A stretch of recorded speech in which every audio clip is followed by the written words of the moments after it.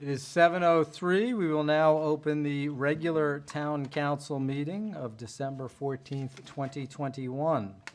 As we begin all our meetings, we will start with the Pledge of Allegiance. Gary, you would. Allegiance to the flag of the United States of America and to the republic for which it stands, one nation, under God, indivisible, with liberty and justice for all. Thank you, Gary. We will now begin with some presentations and recognitions. The first one, recognition of Farmington firefighters' cardiac arrest save. Kathy? I think Steve Hoffman is going to do the introductions and come on up.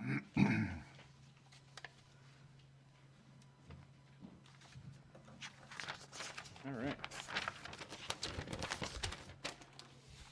So we have 4 responders to recognize tonight for a cardiac arrest save that occurred back on November 4th.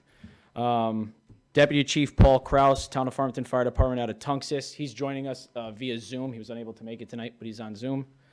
Officer John Finn, Farmington Police. And want him to come up here and stand up here, Kathy? Yes. Paramedic Keith Duplays, American Medical Response AMR paramedic, and EMT Christina Olander, American Medical Response AMR EMT. On November 4th, 2021, at around 0500 hours, the Town of Farmington Emergency Services were dispatched to an address for a resident experiencing chest pain. Upon arrival of the first unit, Farmington Police Officer Finn was directed to an elderly male who was alert and sitting upright in a chair. The officer began an initial assessment, to which the patient reported they were experiencing chest pain, tingling in the left arm, and felt extremely lightheaded. At that moment, the patient screamed out in pain, tensed up, and became unresponsive. A pulse was checked by Officer Finn with nothing present. Officer Finn, utilizing his training and experience, removed the patient from the chair, placed him on the ground, and began CPR. As Officer Finn provided CPR, TFFD Deputy Chief Paul Kraus, AMR Medic Keith Blaze, and AMR EMT Christina Olander arrived on scene. AMR personnel began providing advanced life support to the patient, while FD applied the Lucas device for continued high-quality chest compressions. The quick reaction of Officer Finn and the coordinated effort with FD and AMR resulted in the return of spontaneous circulation, which is a return of pulse and the patient breathing on their own. The patient was transported to an area hospital and was moved to ICU after assessment in the ER.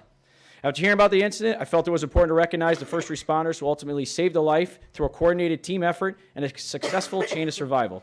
This is a testament to the quality of care provided to the Town of Farmington by our emergency services, and we thank them for their continued dedication and commitment. So, Officer John Finn, Farmington Police, EMT Christina Olander, Deputy Chief Paul Kraus, who's on Zoom, and Paramedic Keith Duplays, who's on shift today and must be on tonight, right? So, I believe we have some. Steve, CJ's going to give out the... Oh, perfect.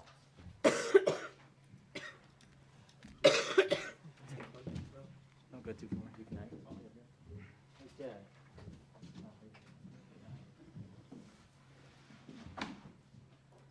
Okay. We'll just show this one to Paul Kraus online. Can't have it yet.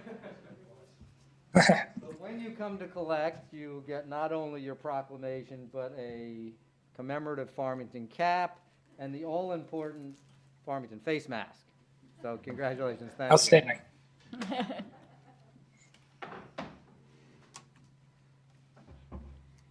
actually get the proclamation, or the certificate, the cap, and the face mask. Congratulations.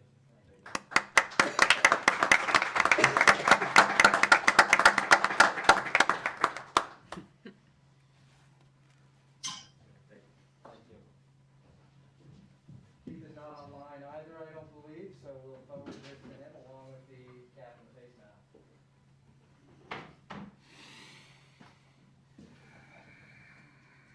Dana.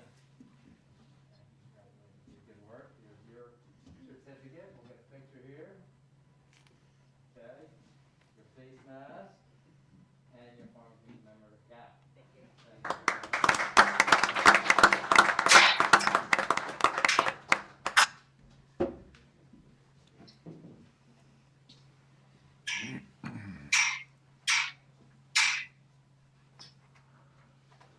Next presentation will be for Human Rights Day and our annual award. And Nancy Parent. Nancy Parent will.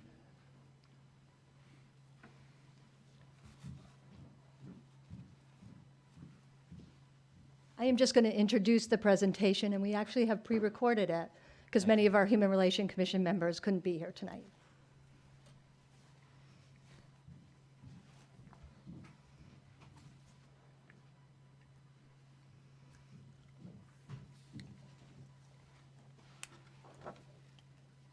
Get the technology down.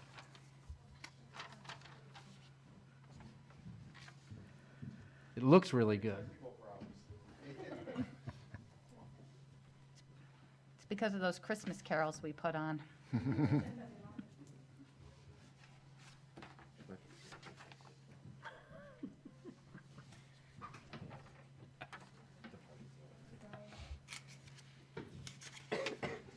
On behalf of Farmington Human Relations Commission, we are proud to declare December 10th International Human Rights Day.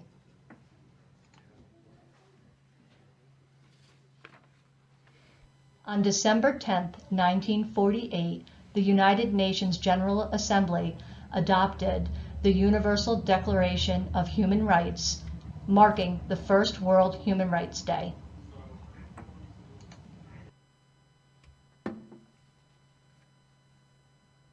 The Declaration includes 30 articles detailing the fundamental human rights that are universally protected.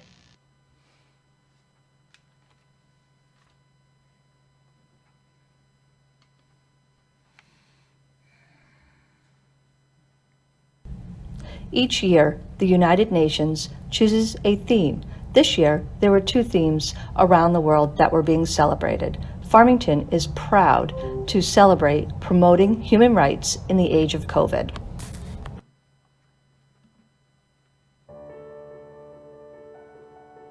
The COVID-19 pandemic is a public health emergency, but it is far more. It is an economic crisis, a social crisis, and a human crisis that is fast becoming a human rights crisis.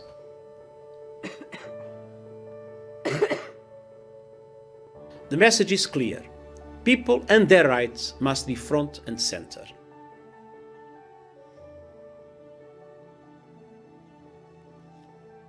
And in all we do, let's never forget, the threat is the virus, not people.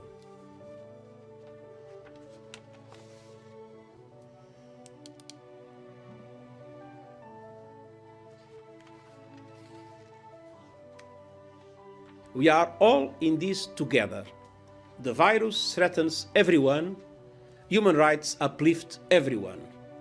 By respecting human rights in this time of crisis, we will build more effective and inclusive solutions for the emergency of today and the recovery for tomorrow.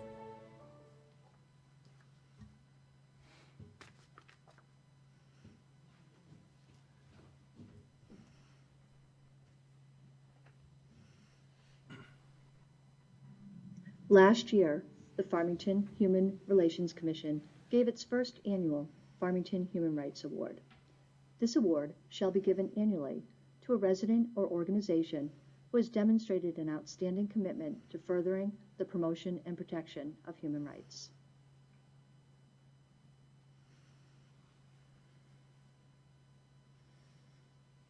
This year, with the topic being human rights in the age of COVID, the Farmington Human Relations Commission would like to celebrate the staff at Farmington Valley Health District. For the last 19 months, our health district has kept us informed, worked tirelessly to keep us safe, and has led our community in overseeing this health crisis. We thank you, Farmington Valley Health District. At a later date, representatives from the Human Relations Commission will present them their award in person.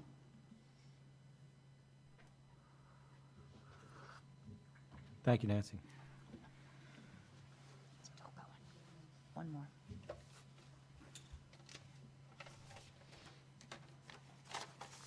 One more. Resolution declaring racism a public health crisis.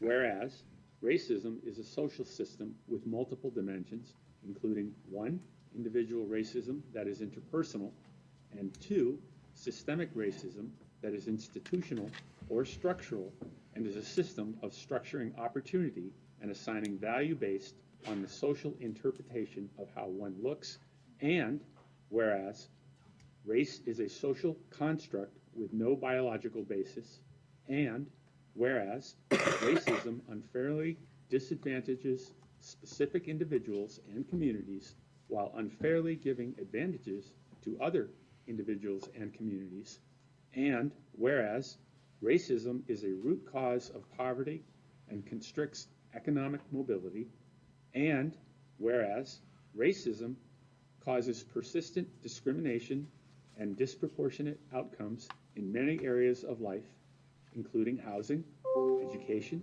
employment, and criminal justice, and is itself a social determinant of health. And whereas racism and segregation have exacerbated a health divide resulting in people of color in Connecticut bearing a disproportionate burden of illness and mortality, including COVID-19 infection and death, heart disease, diabetes, and infant mortality.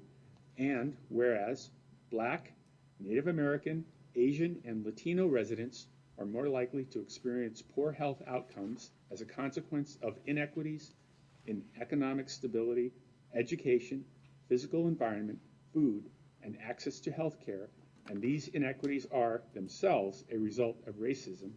And whereas many studies have linked racism to worse health outcomes, and whereas the collective prosperity and well-being of the town of Farmington depends upon equitable access to opportunity for every resident, regardless of the color of their skin. Now, therefore, be it resolved by the town of Farmington, Connecticut, that racism is a public health crisis affecting all of the United States, including Connecticut. The town shall work to progress as an equity and justice-oriented organization by continuing to identify specific activities to enhance diversity and to ensure anti-racism principles across our leadership, staffing, and contracting. The town shall promote equity through all policies and enhance educational efforts aimed at understanding, addressing, and dismantling racism and how it affects the delivery of human and social services, economic development, and public safety. The town shall improve the quality of the data it collects and the analysis of that data. It is not enough to assume that an initiative is producing its intended outcome. Qualitative and quantitative data should be used to assess inequities in impact and continuously improve. The town shall continue to advocate locally for relevant policies that improve health in communities of color and support local, state, regional, and federal initiatives that advance efforts to dismantle systemic racism. The town shall work to solidify alliances and partnerships with other organizations that are confronting racism and encourage other local, state, regional, and national entities to recognize racism as a public health crisis. The town shall use community efforts to amplify issues of racism and engage actively and authentically with communities of color wherever they live. The town shall create clear goals and objectives to assess progress and capitalize on opportunities to further advance racial equity. Dated this 14th day of December, 2021, C.J. Thomas, Farmington Town Council Chair. Thank you. We will now move on to our next proclamation, which is for Chris Fagan. Would you join me there?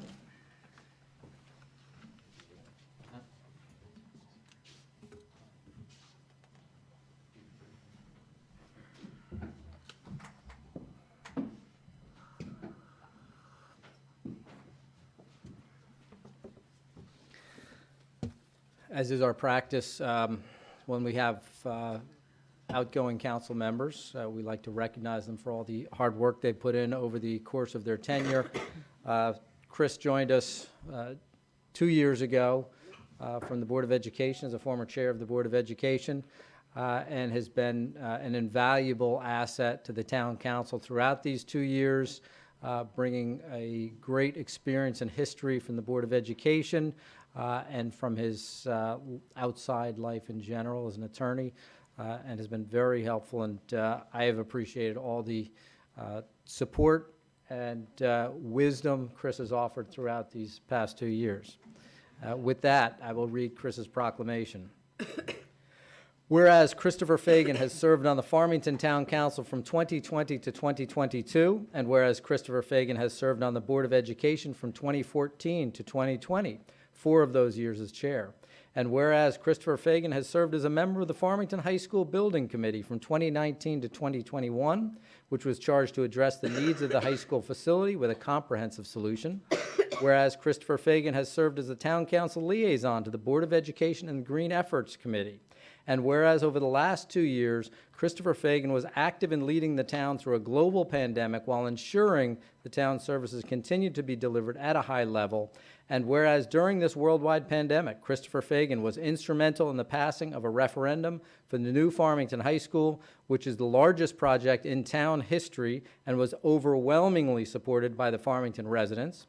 And whereas Christopher Fagan has always maintained a focus on the public good and acted to protect the public interest over private interests while donating countless hours of time, energy, and personal commitment to better our community and enrich the lives of the residents of the town of Farmington. And whereas, in addition to his long-standing commitment to the town, Christopher Fagan's true devotion lies with his loved ones, including his wife Patty, his son Brendan, and his daughter Kate. Now, therefore, the Farmington Town Council hereby commends Town Council member Christopher Fagan for his excellent work on behalf of the community, and we hereby thank him for his selfless dedication and immeasurable contributions and commitment to the town of Farmington and its residents. The Farmington Town Council hereby extends to Chris Fagan best wishes in his new endeavors. Dated this 14th day of December, 2021 at Farmington, Connecticut, C.J. Thomas, Farmington Town Council Chair.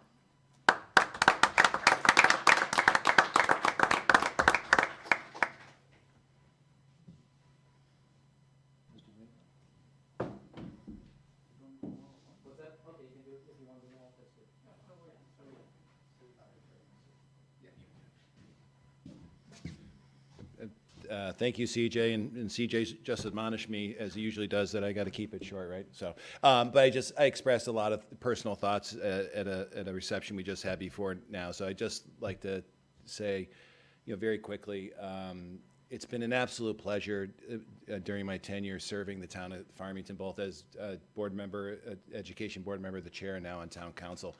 It's been a distinct honor and pleasure to serve with you, CJ, my fellow council members, Kathy, your entire administration. And over that time of involvement, you realize that there's been a lot of great leaders in Farmington, accomplished a lot of great things that brought us to where we are today. And as I said in my earlier comments, it's nice to know that, when I'm leaving today, I can look back and just saying with the passage of the high school project, we really accomplished a lot of great things, and we set this town up for great things going forward, multi-generational, decision-making that is just going to make this community even better than it is today. And I feel confident that we achieved great things. And I look forward to taking some time off. I just say that my wife did say, you're not saying goodbye, you're just saying see you later. So don't quote me on that. But, I just hope, again, wish the council, CJ, the incoming council, and including Rafina, Johnny, and Keith, the best of luck going forward. I have the utmost confidence we're going to keep accomplishing great things here in town. So thank you very much. You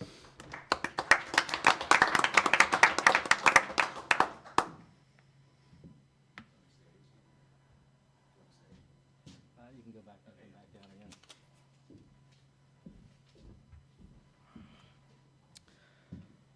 Gary, if you will join me down at the DS, or the podium. What are we going to call it, Mike? Gary has been a tremendous asset this past 2 years. Gary, as I'll read through the proclamation, was a previous member of the town council, and we encouraged him to rejoin us this past 2 years, and has been part of what I consider a tremendous team. All these people you see up here working so hard through the global pandemic to get us where we got and to accomplish what we have. With that, the proclamation reads, whereas Gary Palumbo has served on the Farmington Town Council from 2016 to 2018 and from 2020 to 2022, and whereas Gary Palumbo has served as an alternate on the Zoning Board of Appeals from 2014 to 2016, and whereas Gary Palumbo has served as the Town Council Liaison to the Economic Development Commission, Housing Authority, Joint Town of Farmington City of Hartford Committee, and the Library Board, and whereas Gary Palumbo is an active member of the Farmington community as a member of UNICO and an officer in the Knights of Columbus, and whereas over the last 2 years, Gary Palumbo was active in leading the town through a global pandemic while ensuring town services continued to be delivered at a high level, and whereas during this worldwide pandemic, Gary Palumbo was instrumental in the passing of a referendum for a new Farmington High School, which is the largest project in town history and was overwhelmingly supported by the Farmington residents, and whereas Gary Palumbo has always maintained a focus on the public good and acted to protect the public interest over private interests while donating countless hours of time, energy, and personal commitment to better our community and enrich the lives of the residents of the town of Farmington. And whereas, in addition to his long-standing commitment to the town, Gary Palumbo's true devotion lies with his loved ones, including his wife, Amy, his son, Anthony, and his daughter, Deanna. Now, therefore, the Farmington Town Council hereby commends Town Council member Gary Palumbo for his excellent work on behalf of the community, and we hereby thank him for his selfless dedication and immeasurable contributions and commitment to the town of Farmington and its residents. The Farmington Town Council hereby extends to Gary Palumbo best wishes on his new endeavors. Dated this 14th day of December 2021 at Farmington, Connecticut. C.J. Thomas, Farmington Town Council Chair.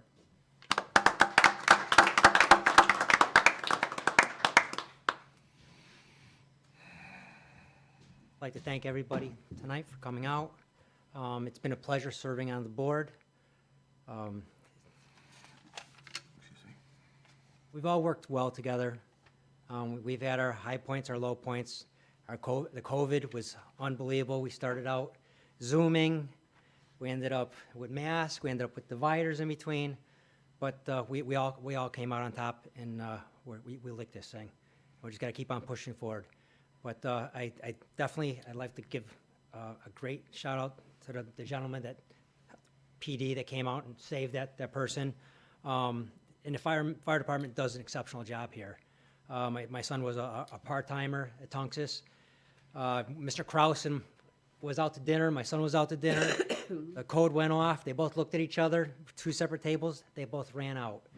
Everybody was sitting down, looking at each other and saying, oh, we got to keep on eating, but that's just the way it is. These guys they just step above and beyond.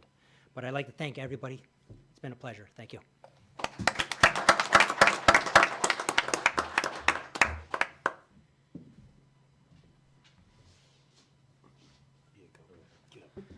Third Council, Peter.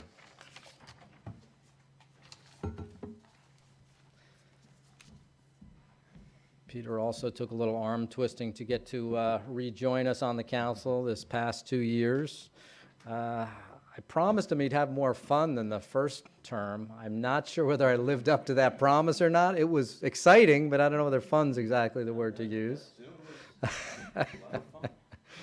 And the proclamation reads, whereas Peter Master Batista has served on the Farmington Town Council from 2014 to 2018 and from 2020 to 2022, in which he was acting chair, and whereas Peter Master Batista has served as an alternate on the Town Plan and Zoning Commission from 2010 to 2012, and whereas Peter Master Batista has served as chairman of the Land Acquisition Committee, Retirement Board, and Gateway Committees, and whereas Peter Master Batista has served as the Town Council Liaison to the Town Plan and Zoning Commission, the Joint Town of Farmington City of Hartford Committee, and whereas Peter Master Batista has served on the Parsons Ad Hoc Committee and the Legal Services Ad Hoc Committee, and whereas Peter Master Batista is an active member of the Farmington community, having served as a longtime member and past Assistant Chief of the Farmington Volunteer Fire Department, And whereas over the last 2 years, Peter Masterbatista was active in leading the town through a global pandemic while ensuring town services continued to be delivered at a high level, and whereas during this worldwide pandemic, Peter Masterbatista was instrumental in the passing of a referendum for a new Farmington High School, which is the largest project in town history and was overwhelmingly supported by the Farmington residents. And whereas Peter Masterbatista has always maintained a focus on the public good and acted to protect the public interest over private interests while donating countless hours of time, energy, and personal commitment to better our community and enrich the lives of the residents of the town of Farmington. And whereas in addition to his long-standing commitment to the town, Peter Masterbatista's true devotion lies with his loved ones, including his wife Laura and his daughters Emma and Lily. Now, therefore, the Farmington Town Council hereby commends Town Council member Peter Masterbatista for his excellent work on behalf of the community, and we hereby thank him for his selfless dedication and immeasurable contributions and commitment to the town of Farmington and its residents. The Farmington Town Council hereby extends to Peter Masterbatista best wishes on his new endeavors. Dated this 14th day of December, 2021, at Farmington, Connecticut. C.J. Thomas, Farmington Town Council Chair.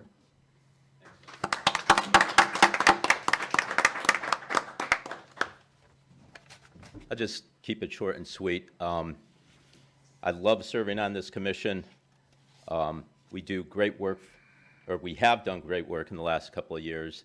And I just want to thank Kathy and her staff again for all the great work they do and the great work that they do to support us on the council. A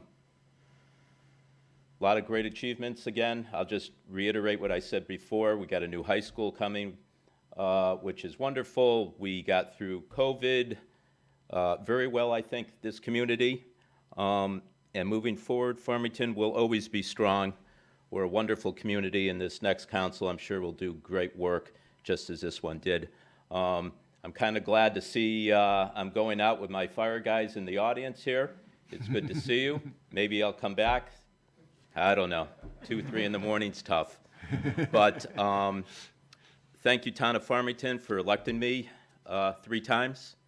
It means a lot to me. I think I did good work for this town, and I'll always be here for Farmington. This is a wonderful community, absolutely wonderful. So on that note, we'll see you guys around. Thanks.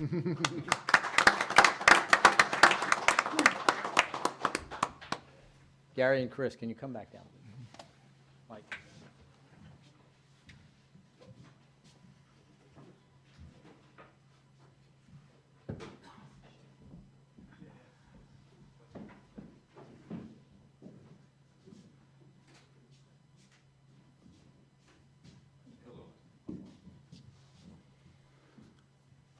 Thank you, Mr. Chair, for the indulgence. Who would have thought that the guy from the legislature would have the shortest proclamations, but these will be short.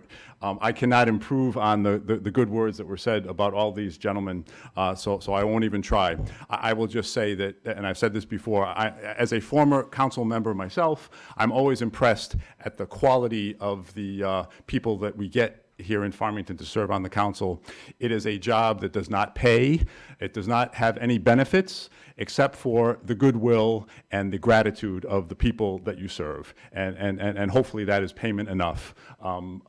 Because, and I as a former member myself, I recognize that even though there are some rough spots, which were referred to earlier, in general, almost overwhelmingly, the people of this town appreciate the work that the council members do, and that's your payment, is their gratitude. Anyhow, I want to show my gratitude on behalf of the state of Connecticut for the work that you gentlemen have done. So I will read one rather than read all 3, just in the interest of time. So from the State of Connecticut General Assembly official citation, introduced by Representative D'Amico, Representative Exum, Senator Slapp, and Senator Lopes, be it hereby known to all that the Connecticut General Assembly hereby offers its sincerest congratulations to Peter Mastrobatista, Christopher Fagan, Gary Palumbo, in recognition of your faithful and dedicated service as a member of the Farmington Town Council. The residents, businesses, and institutions of Farmington and Unionville are the beneficiaries of your thoughtful stewardship. The entire membership extends its very best wishes on this memorable occasion and expresses the hope for continued success. Given on this 14th day of December 2021 at the State Capitol in Hartford, and it's signed by Martin Looney, President Pro Tem of the State Senate, Matthew Ritter, Speaker of the House of Representatives, and Denise Merrill, Secretary of the State. Congratulations and thank you to all three of you.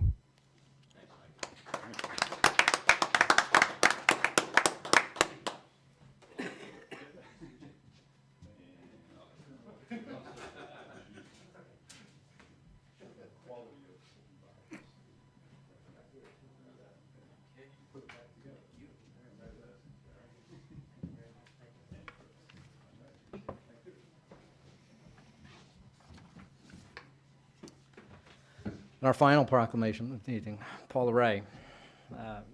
Paula Ray has been the town clerk as long as I've been volunteering in town, which in the big picture is not that long, but Paula has been tremendous. I've served on a number of different councils and a number of different capacities within the town, and Paula is always the go-to source for information, for helping us keep our meetings on track and run properly. If we have questions about appointments coming up, Paula has all that information. She's done a tremendous job in her 20-plus years here, and with that, I will read Paula's proclamation. Whereas Paula Ray has served as the Farmington Town Clerk from from the year 2000 to 2021, and whereas Paula Ray served as a member of the Board of Education from 1993 to 2001 and as Vice Chair from 1995 to 2001, whereas Paula Ray has served as Vice President of the Hartford County, Assistant Secretary and Secretary of the Connecticut Town Clerks Association, and as a member of the Board of the New England Association of Cities and Town Clerks, and whereas Paula Ray has been involved in numerous committees for the Connecticut Town Clerks Association, including the Education Committee, Bylaws, Membership, Legislative, and the Executive Board, and whereas Paula Ray's numerous duties as town clerk include, but are not limited to, managing the records of land record documents, conducting all elections, the registration of vital statistics, issuing of licenses and permits, and serving as clerk of the town council. And whereas Paula Ray has attended and then prepared the minutes of over 400 town council meetings, and whereas Paula Ray established the town of Farmington's Record Management Center at the Water Pollution Control Plant and has assisted all departments in their department records, management responsibilities, and whereas, in addition to being town clerk, Paula Ray is an active member in the Farmington community, having served as President and Vice President of the Farmington Community Chest, President and Vice President of the Friends of the Library, Secretary of the Veterans Memorial Committee, and a steward for the Farmington Land Trust. And whereas, in addition to her long-standing commitment to the town, Paula Ray's true devotion lies with her loved ones, including her husband, Kevin, her 3 children, and 5 grandchildren. Now, therefore, the Farmington Town Council hereby commends Town Clerk Paula Ray on her excellent work on behalf of the town and the community, and we hereby thank her for selfless dedication and immeasurable contributions and commitment to the town of Farmington and its residents. Farmington Town Council hereby extends to Paula Ray best wishes in her well-deserved retirement. Dated this 14th day of December 2021 at Farmington, Connecticut, C.J. Thomas, Farmington Town Council Chair.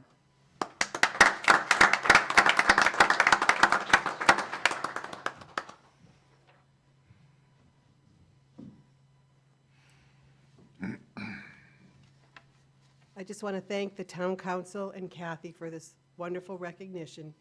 I've truly enjoyed serving the town of Farmington as town clerk in my years on the Board of Education. Being a volunteer and a professional for the town has been truly rewarding and a growing experience for me. But most of all, I want to thank the citizens of the town of Farmington for trusting me and electing me to do these services for them. And I will always appreciate that and always try to be an active member of the community.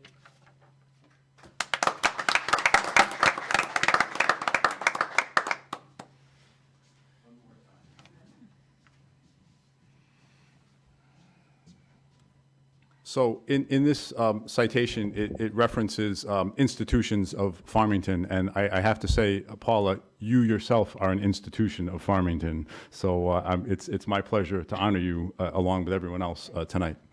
So from the state of Connecticut, General Assembly official citation introduced by Representative D'Amico, Representative Exum, Senator Slapp, and Senator Lopes. Be it hereby known to all that the Connecticut General Assembly hereby offers its sincerest congratulations to Paula B. Ray in recognition of your 2 decades of dedicated service as Farmington's town clerk. As the duly entrusted keeper of Farmington's vital records, you have preserved your town's past, organized its present, and prepared for its future. The residents, businesses, and institutions of Farmington and Unionville are the beneficiaries of your thoughtful and diligent stewardship. The entire membership extends its very best wishes on this memorable occasion and expresses the hope for continued success. Given this 14th day of December 2021 at the State Capitol in Hartford, and it's signed by Martin Looney, President Pro Tem of the Senate, Matthew Ritter, Speaker of the House, and Denise Merrill, Secretary of the State. Again, Paula, congratulations and thank you.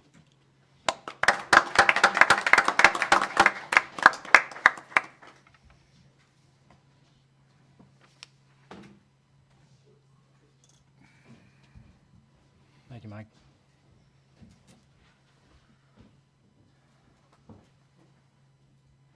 Okay, our next item is item D, public hearing. Having none. Moving on to E, new items, none. We will. Yes. Oh, excuse me. Hold up. Item E. Yes, I'd like F. to make, ready? I'd like to make a motion. I'd like to make a motion to add agenda item L18 under appointments. Second? We have a motion and a second. Any discussion? Can I ask what L18 is? That's a good question. It is a appointment for the Farmington High School Building Committee. Thank you. Any other questions? Okay, we have a motion and a second. All in favor? Aye. Aye. Opposed? Motion passed unanimously. Any other new items? No. Okay, hearing none. Moving on to item F, public comment. And I will remind you, if you would please state your name and address and try and keep your comments to 5 minutes in the interest of the other folks online. With that,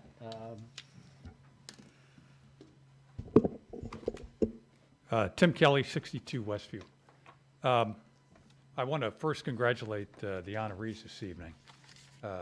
Their accomplishments are tremendous, and, you know, I have to say, probably most people don't fully appreciate the number of hours they put in servicing the town.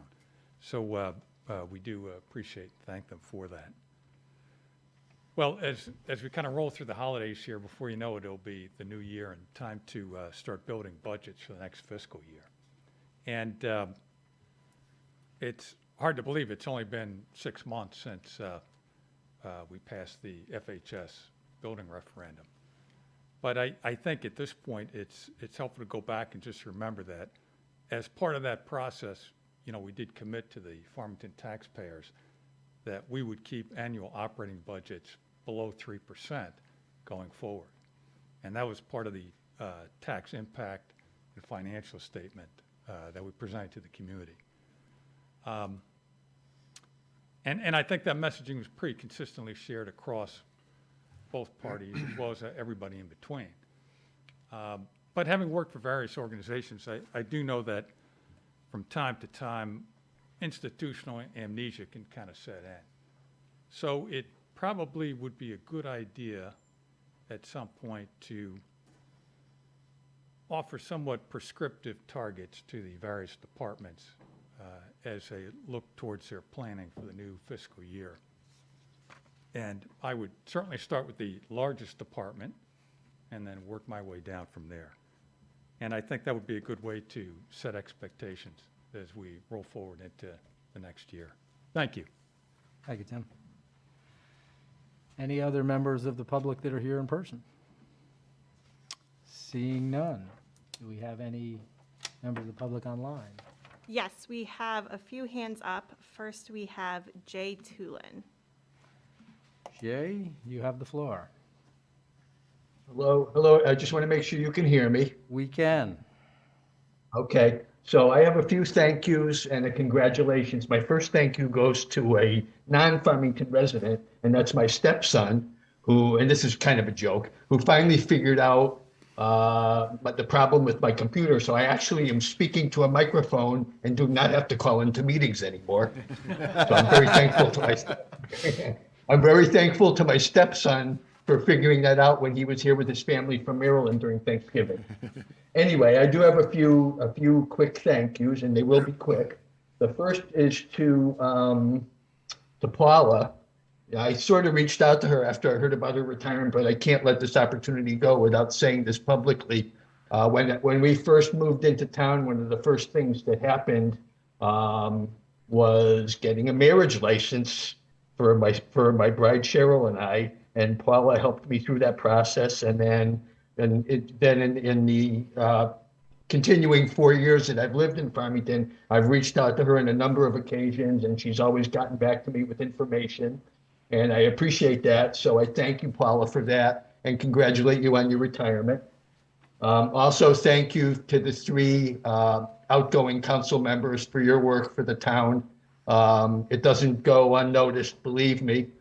So thank you to Peter, Gary, and to Chris. Chris, one of these days we're playing golf.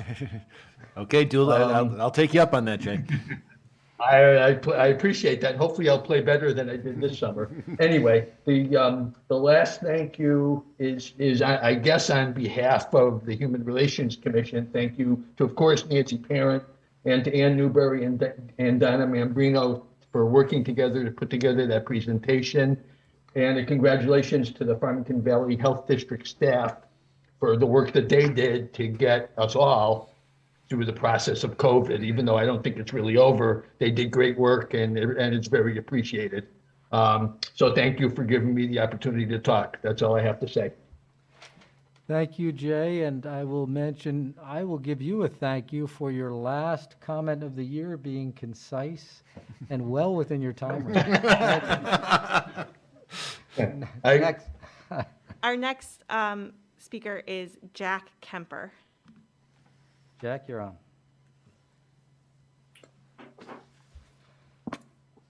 Good evening. Can you hear me? We can hear you. Good, good. My name is Jack Kemper. I'm at 132 Lovely Street in Unionville, and I'm a board member of the Farmington Historical Society. And I just wanted to talk a couple minutes about what the FHS is doing. Our organization received in crates and in a trailer the Phineas Lewis House, which was the old historic house that is where the Berkshire Bank is now. We got that in 2016. In 2018, the society raised the money and bought number 1 Mountain Spring Road, which is the house directly across the street from where the Phineas Lewis House was, with the thought that we would love to rebuild the house as a historic museum house, visitor center. That's what we've been working on since 2018. We've worked through several planners and several staff members of the town on this. We are been part of, we would like to be part of whatever happens with the Parsons property next door. We understand that's nearly negotiated. I don't know the whole exactly where it is now with the state.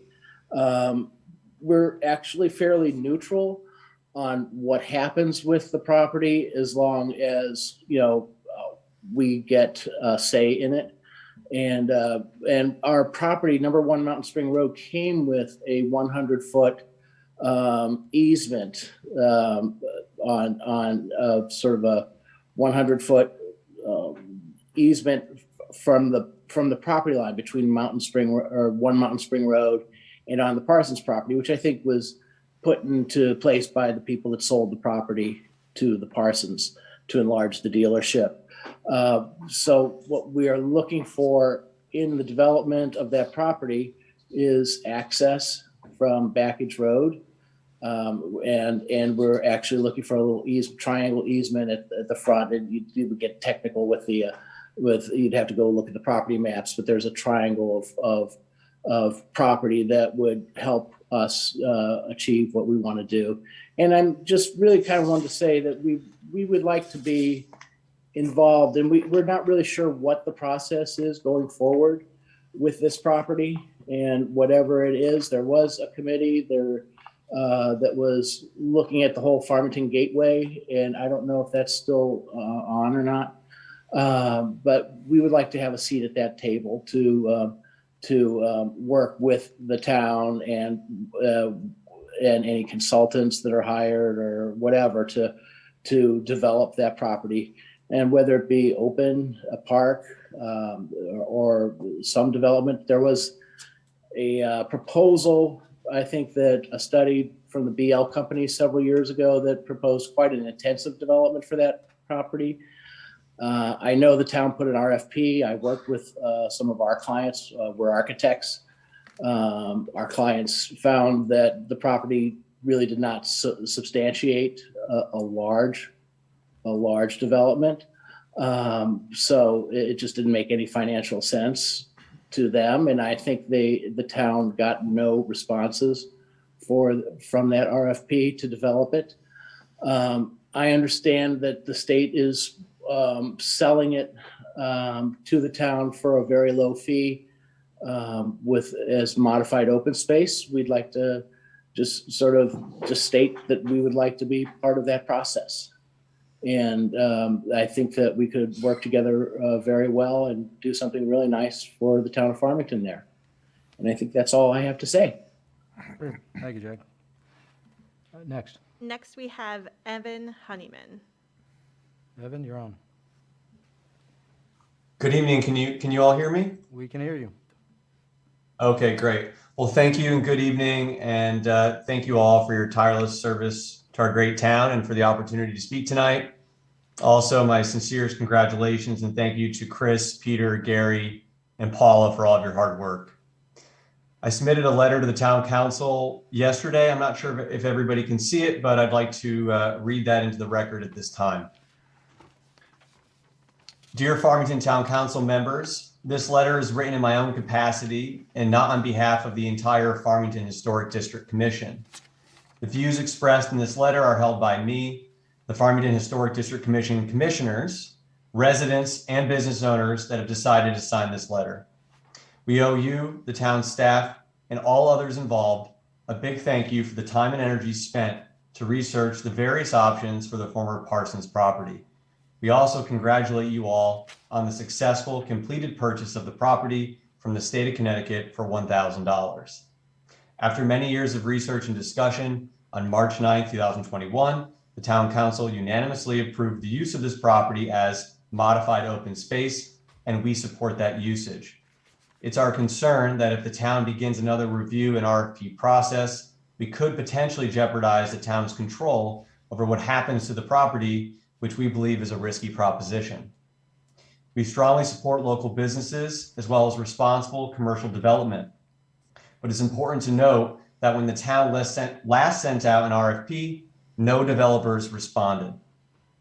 As modified open space, we believe the property could take shape in various forms to serve all members of the community, including, but not limited to, and in no particular order, 1, a welcome to Farmington sign, 2, rebuilding the Phineas Lewis House, 3, park benches and picnic tables, 4, parking spots, 5, a dog park, 6, limited food truck parking on a rotational basis, and 7, planted trees, shrubbery, and other landscaping.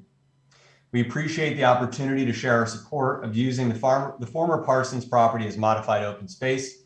Thank you for your consideration. Sincerely, Evan Honeyman, Farmington Historic District Commission Chairman, Jay O'Leary, FHDC Vice Chair, Sally Hatzenbuehler, FHDC Regular Member, James Calciano, FHDC Secretary, Heather Grayling, Vivid Hue Home Business Owner, Zach Ferguson, Howard's Barbershop Business Owner, and Michelle Phelan, a Farmington Historic District homeowner. Thank you. Thank you, Evan. Kat? There are no other hands up. Oh, there might be one. Hold on. Oh, I have one more. Portia Okay. Corbett. Great. Portia, you're on. Hi, can you hear me? We can hear you. Okay, thank you. First, I want to thank everyone for their time that they've put into Farmington as you have over the years, and to recognize Paula Ray as being an incredible asset to the town for so many years, and also the keeper of the historic pieces and artifacts that are within the town hall itself. Paula knows where they are, what they are, and I'm hoping someone is going to pick up that baton and take care of the artifacts that are within the town hall itself, whether it be in the safe or whether it be on the wall. So I wanted to make that comment to make everyone aware of that. Secondly, as Jack said, the Historical Society, which I was the president of for a few years, has a pretty neutral view on what is happening with the Parsons property, except that we really want something to happen. And it has been just said by the gentleman before me that it is complete, but it's not complete. The way that I'm understanding is the paperwork has not been signed and not put in, and I'm wondering, where that is and what is going to happen going forward. We had a committee, as Jack Kemper mentioned. It's defunct. I don't know if the residents have any more say in any of this on what's happening, who's making the decisions on this. But I'd like to know what's happening with that and an update. I'm hoping that you're focused on that. And I also want to ask you to focus on the property at 1 Waterville Road, and would like to know if you're being proactive on dealing with the owner, developer there, on what's happening with that property.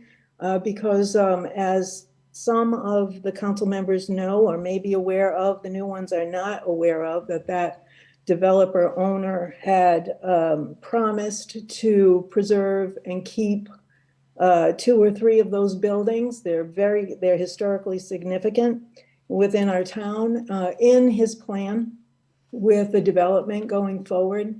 So I don't want these things to be lost. That's my comment on that. And going forward, I hope that we're proactive in the gateway of Farmington. Thank you. Okay, thank you, Portia. Chad, anyone else? I see no other hands. Last call for anyone out there. They said that they're not going to be mentioned, like they mentioned. Okay, very good. No other public comment. We will go on to item G. I make a motion to approve the November 9th, 2021 regular town council meeting. Second. Have a motion and a second. Any discussion? Hearing none. All in favor? Aye. Opposed? Motion passed unanimously. Item H. Communications and written appeals. You have the 2 written correspondence that were in your packet, and 3 other correspondence has come in after the agenda went out. One was from Evan, who just read his correspondence, and that is at your places. Another correspondence came in from Ruth Groby, which is at your place, and John Renahan, which is at your place. They will be made part of the record. Great, thank you, Kathy.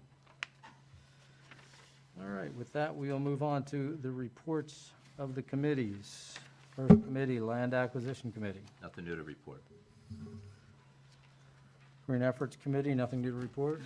I Chris? warned you I was going to report you tonight on the way out the door and everything. No, Green Efforts, we met December 8th. There were just a couple discussion points of the anti-idling issues and signage at the schools. There's been a decision to sort of put that on hold right now, given sort of the pressures on the transportation issues and parents dropping their kids off. It may not be well received, and there was some discussion as having the kids getting to assign development contest by the students. So that's on hold right now. There's just some discussion, additional discussion about committee goals for 2022, and those would involve trash reduction, land and natural resource projects, inclusive community projects, trash reduction, I said, partnering with the Racial Equity Committee to discuss social and environmental justice implications of trash removal, and a car charging station in Farmington, and municipal composting. So that's going to be 2022 in a nutshell, and that's it. Great, thank you, Chris. Farmington High School Building Committee. Yes, we last met on December 1st. And there was a fair amount discussed and dealt with at that time. We continually get updates from our various representatives, from our owner's rep, just a sort of a reaffirmation that everything's going well with the state in terms of the OSGR discussions, and everything's moving along there. The architect report provided us information on the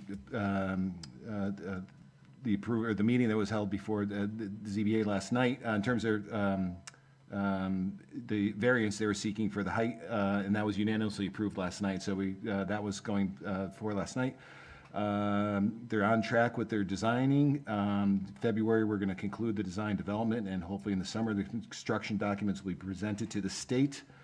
We're working with the construction manager on cost estimations, and there will be some updates on that in terms of reconciling all the cost estimations at this point in time, and that will be at tomorrow night's meeting. Construction manager updated us in terms of just pre-construction schedules. They're working on those, and that will be presented again tomorrow night. And just site work and issues that we're going to be developing for the summertime. And communications is going forward and just going to remain active. Great, thank you, Chris. Racial Equality Task Force. Yes. The task force met on November 29th.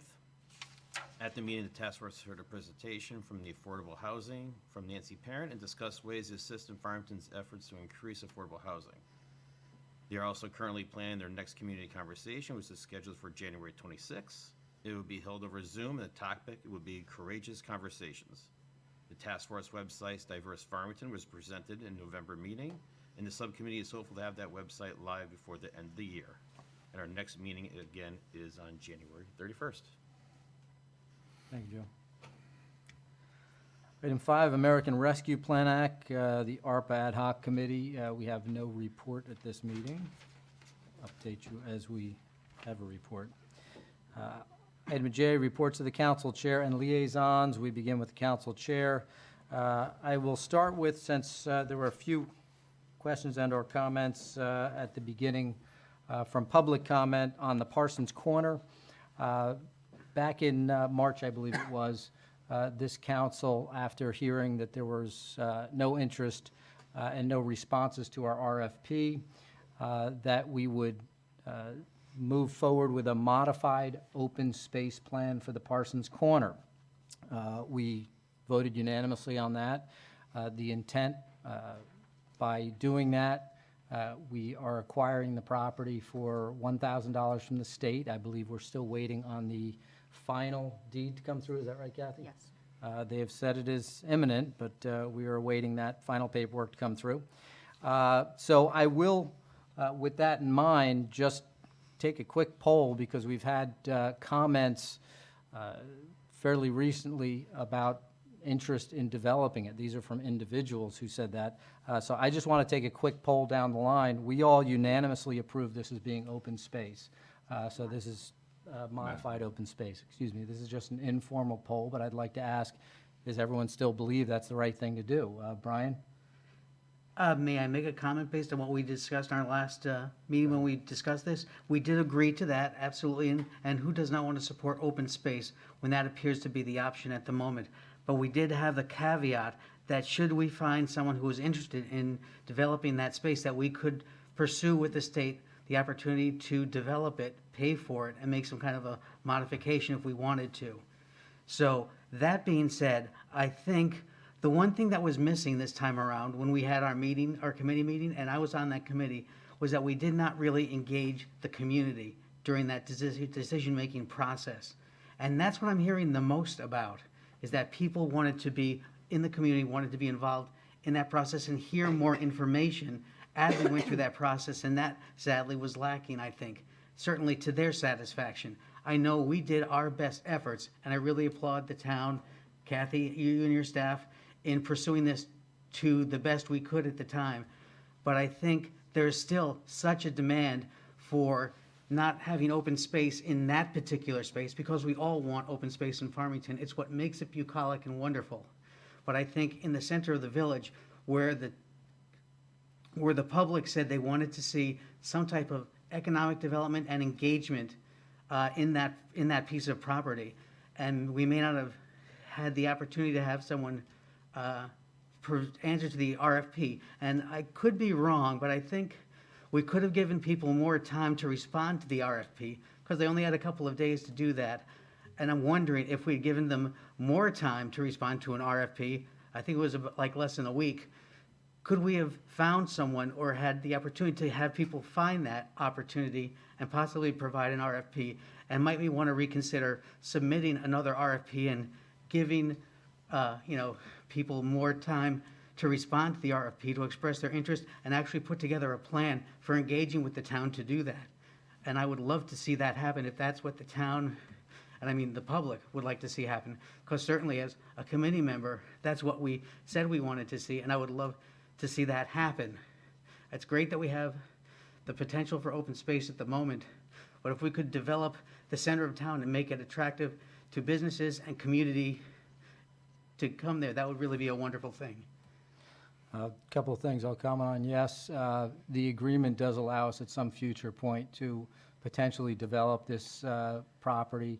If that were to occur in the future, we would be subject to whatever the market value of the property is at that place and time. That being said, it sounds to me, Brian, that your interest would be not modified open space at this point in time. Well, when we say modified open space, what does that actually mean? No development. Well, then I would love to modify that so Okay, that there's a that's potential. good, that's all. Okay, Ed? sure. Yeah, so I agree with kind of what Brian was saying in terms of what we were voting on. Yes, we voted for the modified development, modified open space, with a caveat of if something, there was a proposal for development that we would consider that. I'm certainly of the, I'm certainly open to, if we did have a proposal come forward, a development proposal, if we did reopen it for RFP and something came through, I'm always open to exploring all the possibilities. That's always been my approach here on the town council. So if something else did come up, and I would be open to us reviewing that. Great. And one other thing is, I do think it's important that we do keep the character of our town, whatever we do with the Parsons property. I think it's important to maintain that, our character of Farmington in that area. Great. Chris? I would just maintain it modified open space at this point in time, CJ. Thank you. Peter? I agree. Maintain it as the modified open space at this point. Joe? I'm also saying with the modified open space, hearing from all the town planning and zoning issues from Farmington Avenue to the medical corridor, and now over to Unionville with bringing in apartments or shops. I think, that the people I have spoken to would like to keep it, open space, and as we discussed originally. Great. Gary? Modified open space. Okay. Again, just an informal poll right here. I think when the new council convenes, since we do not even have the final deed on this parcel of property, when the deed comes in, if the new council wants to revisit the concept of sending this back out to an RFP, having more community meetings and drawing more of the community in, it will probably push off any potential construction of the Phineas Lewis house or anything else on that property. I would guess a year or two. But if that's what the council feels, we'll go forward with that in that manner. We can discuss this. I would leave that up to the new council, though, to make that decision, since we have some new people and some new voices coming in. So we'll leave that. Yes. Can I just want to make sure that there wasn't inaccuracy stated. Sorry. So, Brian, you did state that the RFP was out for a few days. The RFP, I was asking that because. No, you didn't Yeah. say. You Okay. said No. that it Yes, was out I a was few asking. days. I think it was No. out for like 5 days. You're right. Yeah, and the RFP was posted on December 10th, 2019, and it was due January 31st, 2021. So I think that's 30 days, 30 plus another 2 weeks. So I just wanted to make sure that that was clear. It wasn't 4 or 5 days. And just as an aside, there are adjoining properties there. If this is modified open space, all the adjoining properties and the Jonestown properties would certainly still be available for any type of development. It would just be this, we're talking about 3 acres, and I believe one of those 3 acres, or 30%, is the right-of-way that Mr. Kemper was speaking about earlier. So you're talking about a potential 2 acres for development. So again, that'll be something we'll bring up with the next council, but at this point, I just wanted to get the temperature of the councilman. Beyond that, I would like to thank all my fellow councilmen sitting up here right now. It has been, at best, a challenging 2 years. I think we have done a tremendous job of working together for the betterment of the town of Farmington. We've had some nice debates and discussions up here, but at the end of the day, of the hundreds of votes we took throughout these past 2 years, all but 2 were unanimous.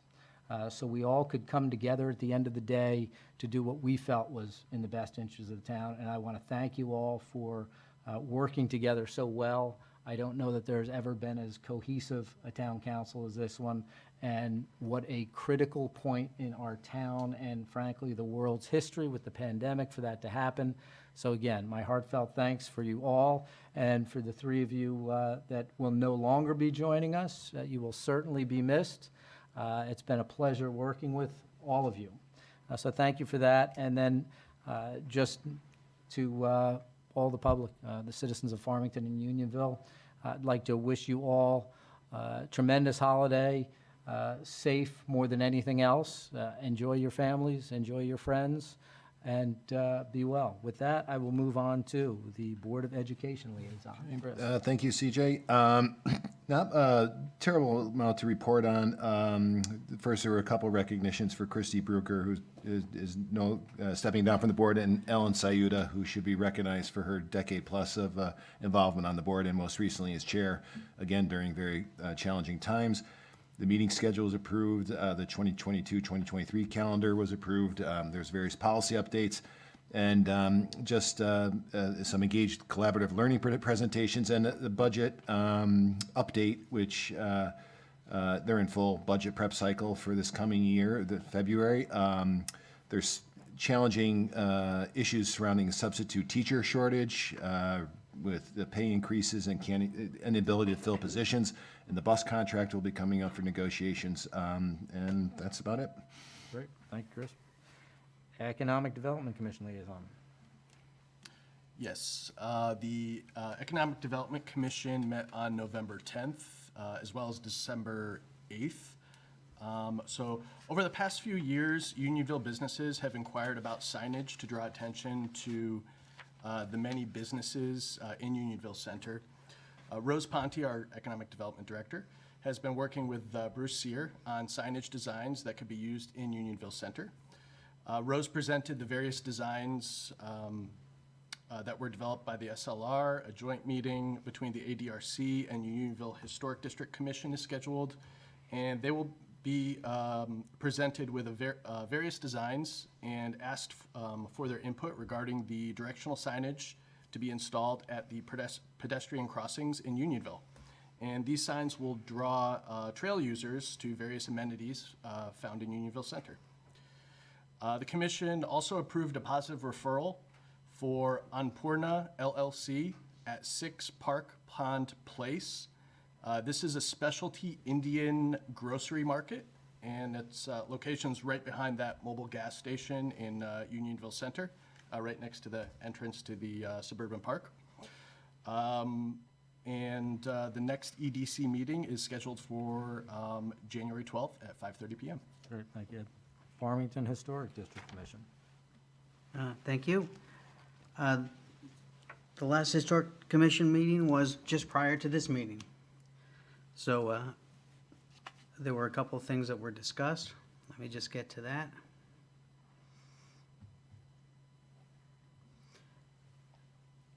There was an application for Ms. Porter's, and there was a second application to replace signs. I missed I was not available for the first discussion about Ms. Porter's school, so I don't know what the outcome was of that.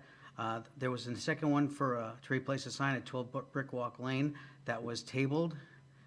We talked about expanding the historic district expansion, the area, the number of historic houses in the historic district. That was tabled because they wanted to explore more opportunities to invite people to join the historic district. So I would like to ask people in the historic district, on behalf of the commission, if you would be interested in having your house in the historic district, please contact me or someone on the historic commission. Minutes were approved, and then there was the election of officers. Mr. Honeyman was re-elected as the chair, and I can't tell you who the vice chair or secretary was because I started receiving, I had to take some phone calls.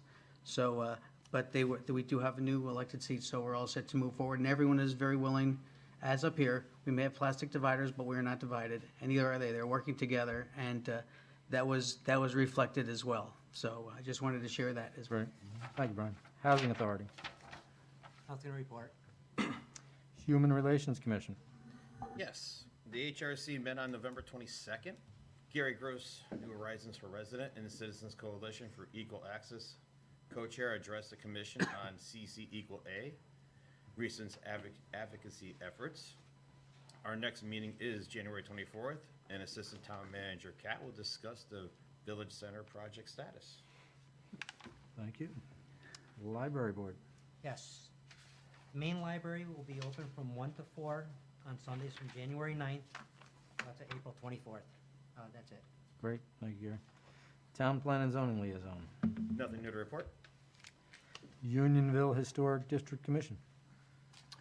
Yes, the Unionville Historic District Commission met on December 2nd. Election of officers took place. Lisa Johnson will serve another term as chairwoman, and Bob Hoffman will serve another term as vice chairman. The commission reviewed their list of potential properties for expanding the district. Sounds like similar thing is going on in the Farmington Historic District. And the next meeting is scheduled for January 6th at 7 p.m. Great, thank you. Unionville Village Improvement Association. Nothing new to report, thanks. Thank you. Water Pollution Control Authority. Nothing new to report. Okay, have I missed any liaisons? No. We will now move on to the report of the town manager. You have the written report in front of you. I'll just highlight a few items that our Farmington High School building project has won an award, a gold award. And this award is for community engagement and communication campaigns prior to the referendum. The Mercury Awards recognizes outstanding creative and strategic excellence demonstrated in 2021 by a wide variety of agencies, companies, colleges, nonprofits, and organizations across America. Tall Timbers Marketing LLC, the marketing and communication consultant for the Farmington High School project, submitted the Farmington High School building project for this award. So that was great news that the project won an award for the community engagement. The second item is Russ Arnold won the Golden Acorn of the Year Award, and that came from Charter Oak State College. And I'm glad Russ isn't here because he would be embarrassed that I was telling about this. But Yeah, I no, do feel I want to say something about it. Because we were both really pleased by it. Is that one of our maintainers who just finished up at Charter Oak State College nominated Russ, and is in his nomination, he said, "The reason is simple as they care for their employees and treat them better than I have seen any boss treat their employees.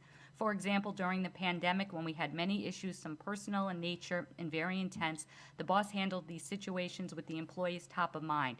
From providing grief counselors at a moment's notice during a crisis, ensuring paid time off was available to a new hire, and just providing remarkable support to all affected and infected by COVID. All of this, and my boss in the town fully supports and recommends higher education training for every employee. As employees, we are encouraged to strive to be better through higher education. As an individual, should consider themselves lucky to have Russ Arnold as a boss and work for the town of Farmington." So that was really great that Russ received that award. Here, here. And Russ, if you're listening, sorry. But not sorry. Oh, we'll embarrass him after the meeting. Yeah. We also got a community chest grant award, so thank you to the community chest for some AEDs and some cabinets down at Tungus Mead. So thank you to the community chest for that, and for the fire department and the recreation department for working with that. And lastly, we have more good news that on the State Election Enforcement Commission decision on June 7th, 2021, the State Election Enforcement Commission received a complaint that the town of Farmington, by its agents, violated a general statute by using public funds to promote the passage of a new high school. The town submitted a response to the alleged violations on July 22nd, 2021. On November 17th, 2021, after completing an investigation, the State Election Enforcement Commission determined that all allegations were not supported by facts or the law, and the complaints were dismissed. So that was good news, too. So that's all for my manager's report. Okay, any questions, comments on the manager's report? Do I have a motion? I make a motion to accept the town manager's report. Second? Motion and a second. Any other comments? Hearing none, all in favor? Aye. Aye. Opposed? Motion passed unanimously. Appointments, Peter, I think you start. Yep. Agenda item L1, that Dave Trombley be appointed to the Building Code Board of Appeals for the balance of a 5-year term, beginning immediately and ending September 30th, 2026. A little background on Dave. Dave and his wife Marge are 20-plus year residents of Farmington. They live in the Westwoods area of town, and their daughter is a graduate of Farmington High School. Dave is an executive with a health insurance company. Second? I have a motion and a second. Any questions or comments? Hearing none, all in favor? Aye. Opposed? Motion passed unanimously. Agenda item L17, I make a motion to Michelle Phelan be appointed to the Farmington Historic District Commission for the balance of a 5-year term beginning January 2nd, 2022 and ending September 30th, 2022. And a few things on Michelle. Michelle resides in the Farmington Historic District. She is a history buff and is a past treasurer of the Farmington Historical Society. Second? I have a motion and a second. Any questions or comments? Hearing, Brian? Yeah, I do have a question. Sure. We all want what is best for the interests of Farmington, and certainly in the Farmington Historic District as well. We want the best and most qualified people who are willing to serve. And we have a process for engaging, for grooming, and educating individuals who are willing to serve on our committees and our commissions.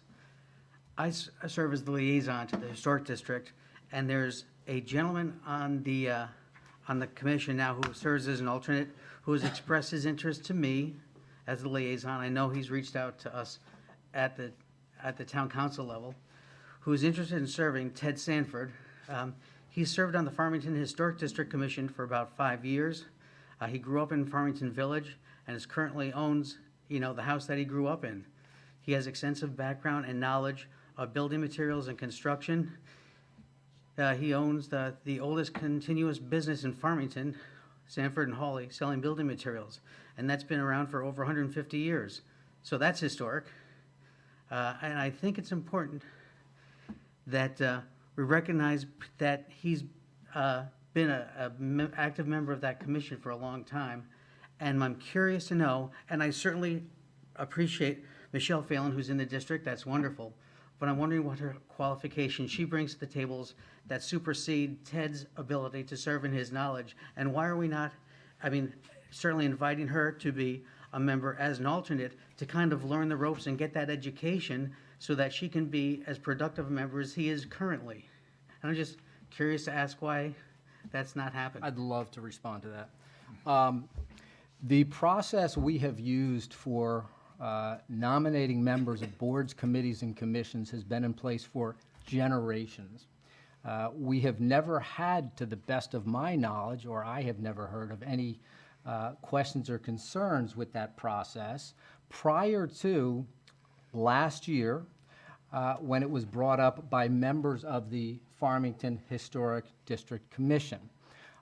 They questioned the process only after they held a legal binding election on December 15th. I received a call from the past president, or current president at that time, Jay Bombara, who questioned the legality of the process they had been using for all time, as far as I know, the process written up in their bylaws. So he wanted to know if he could seek legal counsel from the town's attorney. I said, absolutely, well within your right. He did that. He sought legal counsel. Legal counsel said, absolutely, that's a legal election. You are following the bylaws of the Farmington Historic District Commission, town code, state statute, and it was his legal opinion, a professional in land use in that area. Jay Bombara then called an election, another meeting on December 31st, where that information was presented to Jay and the entire Farmington Historic District Commission. Jay said, I don't agree.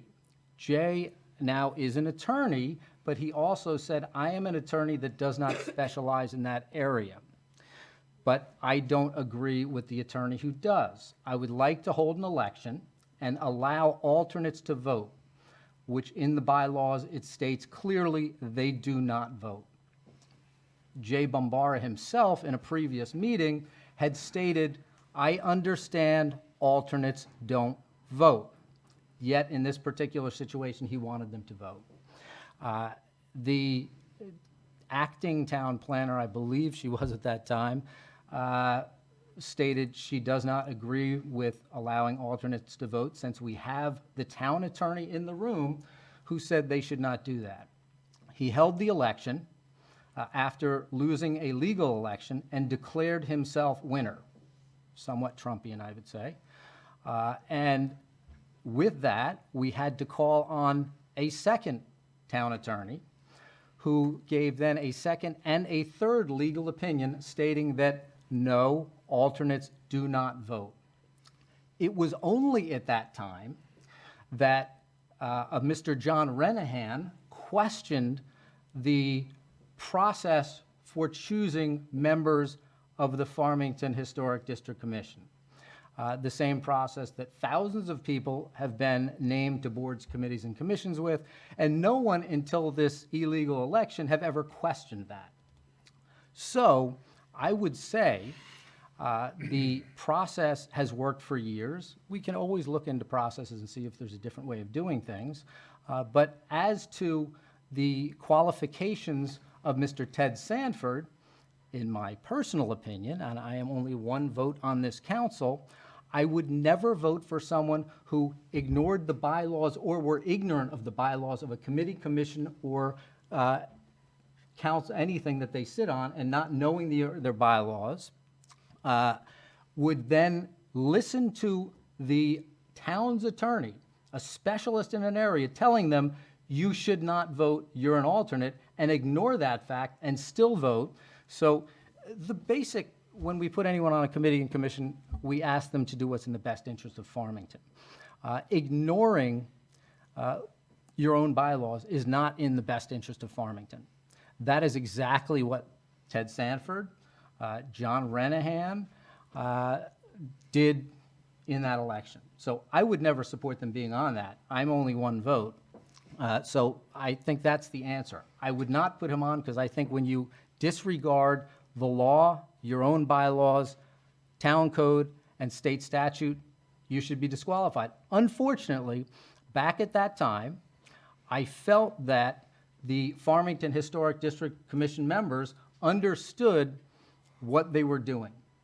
And I felt after we had these discussions, and Mr. Bombara was met with his own words saying alternates cannot vote, this was on a record at a previous meeting, that the issue was put to rest.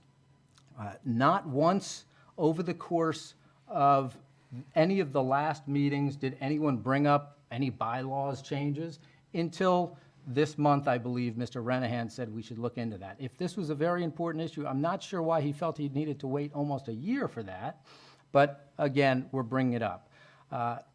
At that point in time, frankly, if we have people who cannot listen to their own bylaws and do not follow the town attorney, maybe the next council should look into one of two things. Either removing any member who will not agree to follow legal counsel advice unless they can find other legal advice that is contradictory, none of which was presented in any of these meetings, or maybe we should simplify the entire process and merge together the Farmington Historic District Commission and the Unionville Historic District Commission, because I've heard no issues with the Union Historic District Commission. So that would be my response, Brian. Well, that's not really answering the question, but thank you for sharing and It's reiterating all absolutely answering the question. He shouldn't be qualified because he disregarded the law. Well, then Any other questions? Yes. My question is, then why did Evan Honeyman say that he nominated him and supported him in that? I have no knowledge of that, Brian. You Well, know it I was- have no knowledge of that because I you shared just that told with me you he said earlier, that. I and it didn't was hear on- him say that. I heard Okay. you tell me that. Okay. So, Very any other questions or comments? Okay. Oh, sorry. Go ahead. Yep. So I just want to say, I do respect Ted's service on the Farmington Historic District Commission, his years of service, and his extensive background and his history with the town.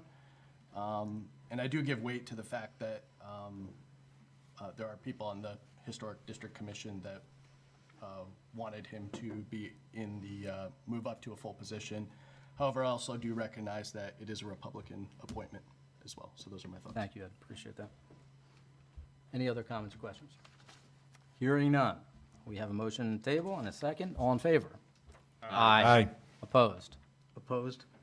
We have one opposed. Brian? And I'm abstaining. And Ed is One abstaining. opposed, one abstaining. Yes. Motion passes for only our third non-unanimous vote of the term. Okay, Peter.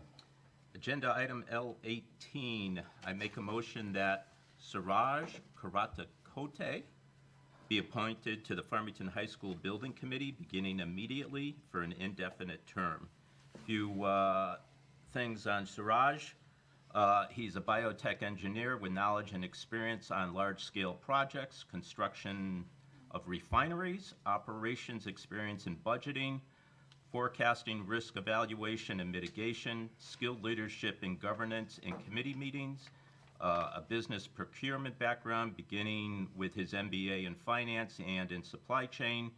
He has worked in contracting and negotiating with vendors. His experience working and managing includes facilities management, IT infrastructure, and professional consulting.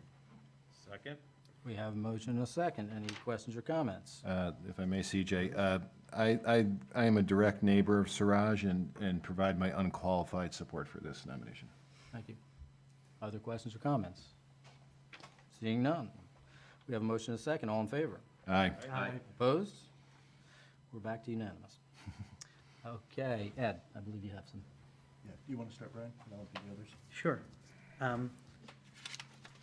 L7, the North Central Mental Health Board. We'd like to recommend Erica Nolikowski. And there's some comments. Oh, sure, yeah. Erica has a master's degree from the University of Connecticut School of Social Work.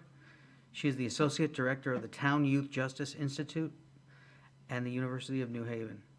She also has prior experience as a case manager with Emergency Mobile Psychiatric Services. Second? We have a motion and a second. Any questions or comments? Seeing none, all in favor? Aye. Opposed? Motion passed unanimously. I'm going to ask that you send me how these names are spelled. I'm not familiar with it. Yes. Next. L8, the North Central Mental Health Board. We'd like to recommend Harry Marsh for the position. And Harry currently serves on the board, and he is a clinical social worker with a lot of experience in the field. Second? I have a motion and a second. Any questions or comments? Hearing none, all in favor? Aye. Aye.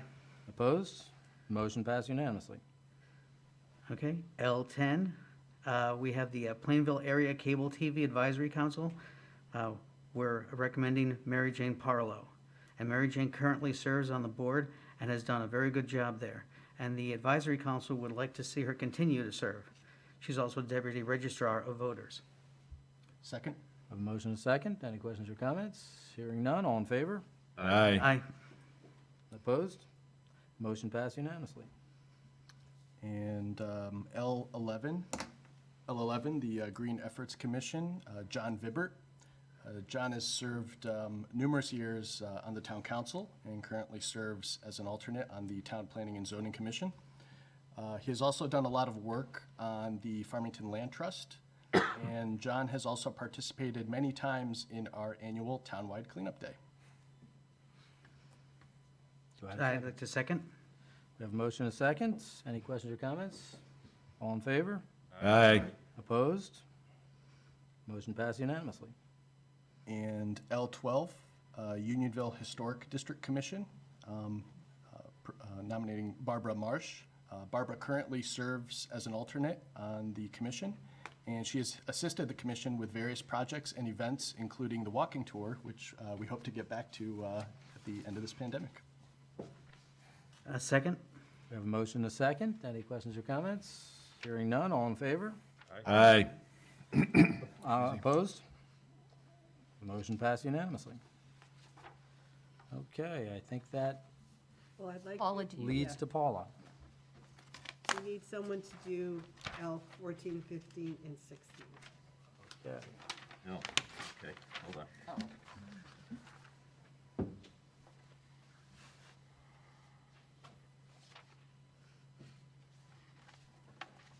Okay. Got it. Okay. I didn't know those were coming up. Okay.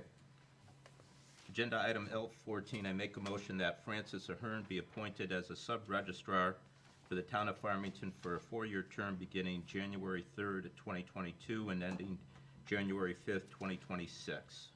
Second? I have a motion and a second. Any questions or comments? Ed? Yep. Paula, what's the difference again between a deputy registrar and sub-registrar? In terms These has nothing to do with the Registrar of Voters. Oh, okay. These are sub-registrars for the Register of Vital Statistic for me, so they can issue burial permits when the hours of the town clerk's office is closed. Has nothing to do with the registrars of voters. Okay, thank you for the clarification. Any other questions?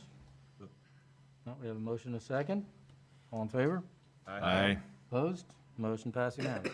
Agenda item L15, I make a motion that Zachary Zimmerman be appointed as a sub-registrar for the town of Farmington for a 4-year term beginning January 3rd, 2022 and ending January 5th, 2026. Second?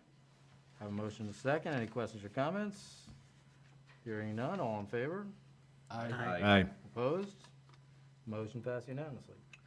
Agenda item L16, I make a motion Richard Kaza be appointed as sub-registrar for the town of Farmington for a 4-year term beginning January 3rd, 2022 and ending January 5th, 2026. Second? I have a motion and a second. Any questions or comments? Hearing none, all in favor? Aye. Aye. Opposed? Motion passed unanimously. Agenda item N2.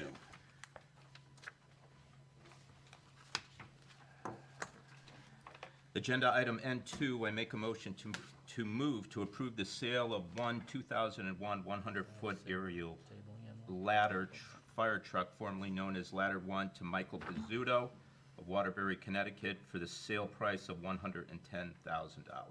Second? Motion and a second. Any questions or comments? Kathy? Just that Michael Bazzuto, the owner of the Farmington Polo Ground, has expressed an interest in purchasing the apparatus and has offered a sale price of $110,000. Staff has reviewed his offer and believe that it's a fair price based on the current surplus apparatus market and the age of the truck. A portion of the funds received from the sale will be used to purchase the equipment for the new ladder. Any other questions or comments? What's he going to do with it?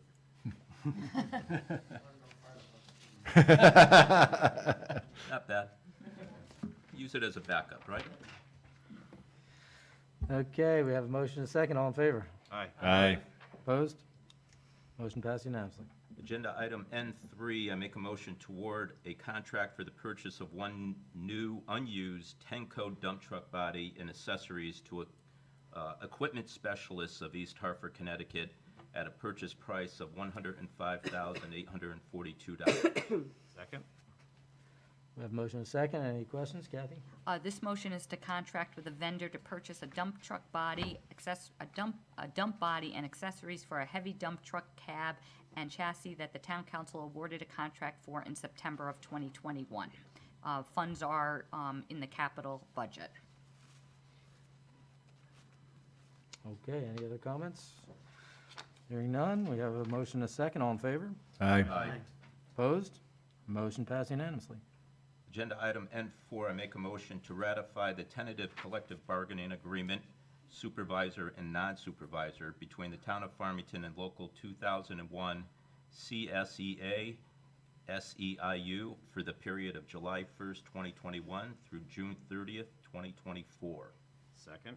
A motion and a second. Kathy? This motion covers both the supervisors and non-supervisor collective bargaining agreements. These groups represent the town's division directors and other supervisors and professional staff. It's a small group of 19 members in both units. It would be a 3-year contract from July 1st, 2021 through June 30th, 2024. Highlights of the agreement include just various language and procedural changes with no net financial impact, but are positive enhancements to the town operations. There's premium cost-sharing increases for up to 27%. Also, the RX copays have been increased. The wages are 2.25, 2.5. The cost of this contract is $111,283 for the 3 years. This represents 2.2% each year. We were able to offset wage increases with the increased cost sharing and health insurance increases in drug copays. This unit represents our higher level managers. The contract essentially covers the basic working conditions of the unit. I think this is a fair contract, and I would recommend supporting it. Okay, any questions or comments? Actually, I have a question. Yep. No concerns or anything, but I'm just curious because I don't know the answer. We did some raises last year, which is fine, but I'm wondering if this is separate from those from last year? They were on a contract, so they got wages. Oh. Yeah, they got. Okay, so this is in addition to that. I'm just curious. No, this is a new contract. okay. This is a new 3-year contract. So their last contract was I think it was a 3-year contract. So it was finishing up the last year of the third contract, which was already negotiated 3 years prior. And now this is a new contract, which will go into, last until 2024. And so in 19, their wage increase will be 2.25. In 20, it will be 2.50, and 21, 2.50. Very good. Thank you. That's my answer. That answers my question. Thank you. Other questions? Hearing none, all in favor? Aye. Opposed? Motion passed unanimously. Agenda item N5, I make a motion to approve the following property tax refunds as listed below. Second? Have a motion and a second. Any questions? Seeing none, all in favor? Aye. Opposed? Motion passes unanimously. Before our next item, yes? I'm go sorry, ahead. can I just go back quickly? I see I just saw a typo in my motion and I just said the wrong thing. This looks like the last year's where it says fiscal year 19, 20, and 21. Obviously, that was the last 3 years. It's 21, 22, and 23. If you go back to it, maybe that's why Brian was confusing, because it's. Thank you, yeah. All right. Yeah, you see what I'm saying, Yeah. is that it was from the last year of the motion, 19, 20, 21. It's actually, the new years are 21, 22, and 23, because you're going out 3 years, right? Yep. You do 22, 23, and 24. Yeah, yes, I'm sorry. 22, 23, and 24. 23, yeah, Paula? 24. That's not part of the motion, that's Good. just the. That's just the Yes. notes, but I just wanted to make sure, because I just stated the wrong thing, so I wanted to make sure it was clear. Very Thank good. you. All right, thank you. Anything else? Okay, we will be going to executive session before we Was there an depart, L18? right? We are going to executive Yes, we session? are. Okay. Was there an L18? Before we depart for executive session, I will leave you with the final quote of the year, since the New Year's is upon us. Rainier Marie Rilke says, "And now we welcome the new year, full of things that have never been." I thought she did. Everyone, happy holidays. And happy holidays again to everyone. I hope Did you I have miss it? I mean, I- health, happiness, and enjoy your families. With that, we will be moving into executive session at 8:42.